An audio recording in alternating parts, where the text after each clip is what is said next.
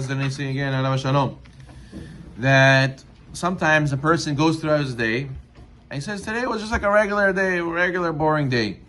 Person how could he still be happy if there's a boring regular day? Because you have to realize, you have to say, thank God that it was a normal day. A million things could have went wrong. And the fact that, you're able to go to the bathroom is a miracle. That you're able to go get up in the morning is a miracle. You're able to see is a miracle. And nobody hurt me while I was driving. And nobody stole from me today. Nobody, physically injured me today. Thank God nothing happened to me today. That's all a blessing. And we have to be very grateful. And routine by our daily lives is okay. But by prayers, our routine definitely should not be routine. It shouldn't be routine. It should be every single day exciting and coming from the depths of our heart. And we should always be praying that calamity should not come. Most people, calamity comes, they start praying, start changing. We have to already be there. Whatever you have to do in the end, do in the beginning, and you should pray that calamity should not come.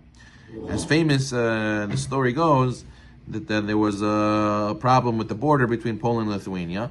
And they didn't let anybody through. So therefore, a group of people, they wanted to smuggle. So how did they smuggle if the border was very, very tight? So they said, they gave a leniency to the Jews to take their dead bodies and bury it on the other side. If you come with a coffin, they're very lenient and let you through because the cemetery is on the other side. So they do. They took a coffin, filled it up with gold and silver and all the merchandise they want to sell. And they're going to smuggle it that way. They're going to go through the border with a coffin.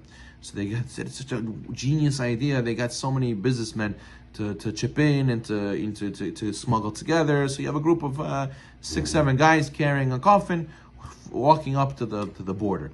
So they come and they're all excited. Their plan's gonna work, and they even put the guy's name. They made a whole story along with it, and they come. And they come to the border and they put on their Tisha B'Av face as well as they can, and they come to the border. The customs official came. He said, "What are you carrying? What is this? Let's see." "Oh no, we have an iftar." He said, "Please, out of kavod for the dead, please don't open it. We want to just go bury. We're on our way. We want to go do this quickly."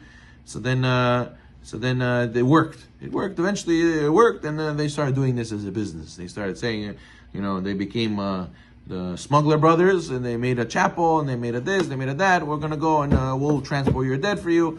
And really, it was all a sham to just get more businessmen to join them in their smuggling business. So one day, they go and they made a big percentage off a guy. He put a lot of merchandise. The merchandise was expensive. They charged him to be able to smuggle it. They made a good money, and the guys who owned the business, they were smiling, they were laughing, they were thinking of what they're going to do with the money while they're walking to the border. They come to the border, and the policeman says, "Stop. No, you got to open it." "What do you mean? You stopped us hundreds of times. You never made us open. Today, you're opening it." So they didn't have anything to do. They opened it. They went to jail. And they said, "I don't understand. We have wives. We have children. Please have mercy." They started crying to them. Our family don't even know where we went. If they're worried sick, please let us send a telegram, something. He said, "Listen, you guys are crying too late. You should have cried before. How did I know to catch you guys? You guys are laughing and smiling, walking all the way here." He says, "Now you cry. You should have cried before." And then he says, this mashal is applicable to all of us, that Chas v'Shalom we should never know. But if we do know, and we start crying, why me? Right now, you have the chance before Hashanah to start crying to Hashem, to change your decree if there is, for the good. And that you should not cry later. And if later you cry, Hashem is going to tell you what? You cry now?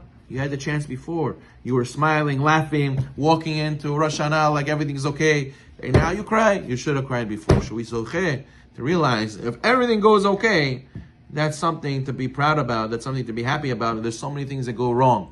And therefore, just because you think that everything's status quo, who are we to assume that way? We have to cry before the calamity comes to keep the calamity away. Baruch Na'olam.